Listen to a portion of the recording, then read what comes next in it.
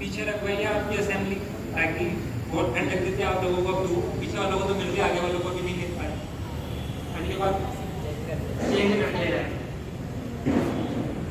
चलिए, motivational speech की आज मेरी बारी है। तो हम 9th और 10th के बच्चे यहाँ पर हैं ज़्यादातर। हमारे कितने कोर सब्जेक्ट्स हैं, कोई बता सकता है? क्या क्या नाम है उनके?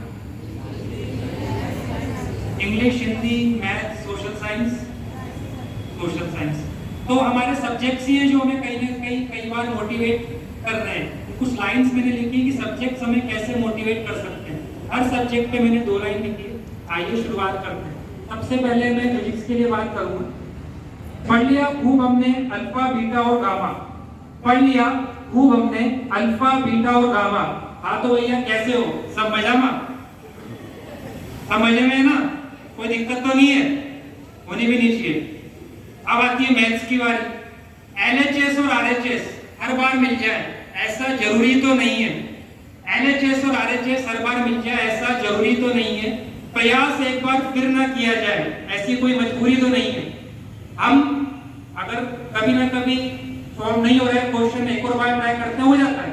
वैसे अगर हमारे को कहीं ना कहीं कोई दिक्कत है, उस पर एक बार और हम सोचेंगे, किसी से बातचीत करेंगे तो वो रिजॉल्व हो सकता है। ऐसा नहीं कि कोई प्रॉब्लम है तो उसको अपने साथ ही लेकर के बैठना है। अगला नंबर आएगा अपना हिंदी का। संधि विच्छेद पढ़े आपने?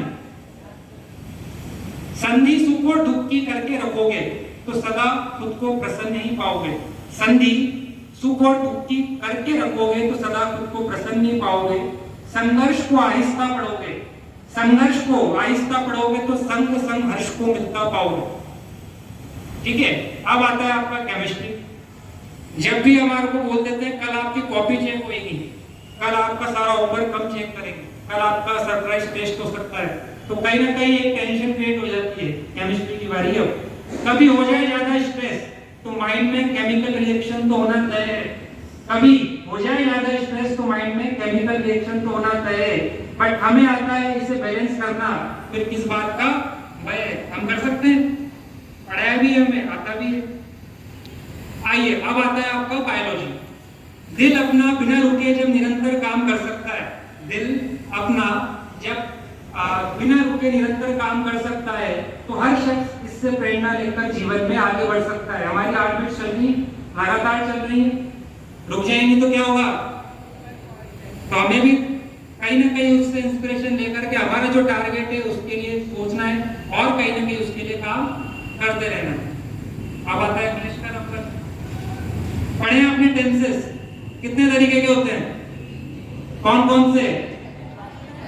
प्रेजेंट, पास्ट और भूत और भविष्य को छोड़ो, वर्तमान में जियो। मेरी तो आपसे यही सलाह है। भूत और भविष्य को छोड़ो, वर्तमान में जियो। मेरी तो आपसे यही सलाह है। वक्त की कमी, वक्त की कमी, आंखों में नमी को लेकर क्या कोई कभी भला है? हम हमेशा बोलते हैं हमारे पास टाइम नहीं है, हमारे को कहीं ना कोई किसी न किसी चीज को लेकर के हम दुखी हो रहे हैं। नहीं करना है हमें। अगर कोई दिक्कत है आप उस चीज को शेयर करिए, अपने फैमिली से करिए, टीचर्स के साथ करिए, जिसको भी आपको ठीक लगता है अपने मेंटर से करिए, रिजॉल्व करिए और अपना जो टारगेट है उसके लिए काम करते रहिए। अब तो एक ही सब्जेक्ट बचा है, कौन सा है? Social science. वक्त एक नॉन रिन्यूएबल रिसोर्स है, इसे बहुत ध्यान से हमें यूज करना है। वक्त एक नॉन रिन्यूएबल रिसोर्स है, इसे बहुत ध्यान से हमें यूज करना है। सबके संग रहना है, खुश रहना है और रोज हमें आगे बढ़ना है। सबके संग रहना है।